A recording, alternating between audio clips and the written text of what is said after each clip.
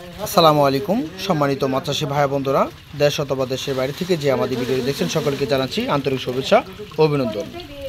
আজকে এই ভিডিও জুড়ে আলোচনা করব তারাবাই মাছ চাষ সম্পর্কে আলোচনা করব। বিস্তারিত তথ্য আপনারা সঠিকভাবে জেনে নিতে পারবেন।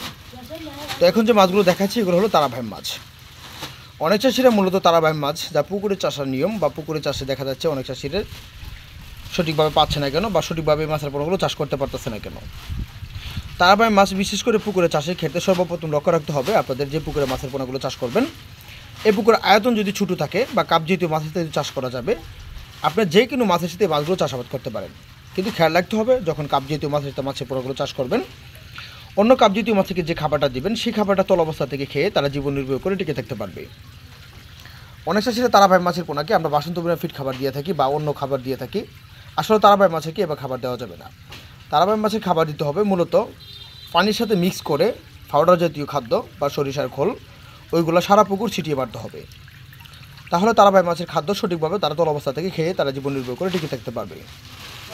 তো তারাবাই মাছ বিশেষ করে পুকুরে চাষের ক্ষেত্রে আপনাদের লক্ষ্য রাখতে হবে আরেকটা জিনিস, যে পুকুরে মাছের পোনাগুলো চাষ করবেন এই পুকুরে আলো বাতাস অর্থাৎ রোদের তাপমাত্রা অথবা সঠিকভাবে যেতে পড়তে পারে ওই দিকে আপনাদের খেয়াল রাখতে হবে। তারাবাই মাছের পোনা পুকুরে চাষের ক্ষেত্রে যদি কোনো চাষি এককভাবে কালচার করে পুকুরে, সেই ক্ষেত্রে কালচার করে প্রতি শতাংশে 1000 থেকে 1200 অথবা কেজিতে দেখা যাচ্ছে 800 থেকে 1000 পিস এরকম বা 700 থেকে 600 পিস করে প্রতি শতাংশে এককভাবে কালচার করতে পারে। যদি রুই মৃগেল কাপ জাতীয় মাছের সাথে চাষ করতে চান সেক্ষেত্রে কালচার করতে পারেন অন্য কাপ জাতীয় মাছের সাথে 300 থেকে 400 অথবা 500 থেকে 600 পিস। তো দেখেন তারাবাই মাছের পোনাগুলো আমাদেরকে অনেক চাষি প্রশ্ন করে যে তারাবাই মাছ আমরা কীভাবে চিনব। মূলত মাছের গায়ের রং অথবা মাছের কান্তা অথবা লেজ তিলের মতো 2-3টা দাগ থাকবে মাছের লেজে, তাহলে এগুলো অরিজিনাল তারাবাই মাছ চেনা যায়। যদি কোনো চাষি অরিজিনাল তারাবাই মাছের পোনা অথবা শিং মাগুর পাবদাগুল সহ ট্যাংরা মাছ সকল ধরনের মাছের পোনা সংরক্ষণ করতে চান তারা স্ক্রিনে থাকা নাম্বারে গুণগত মাছের জানি অথবা রেণু পোনা সংরক্ষণ করতে পারেন।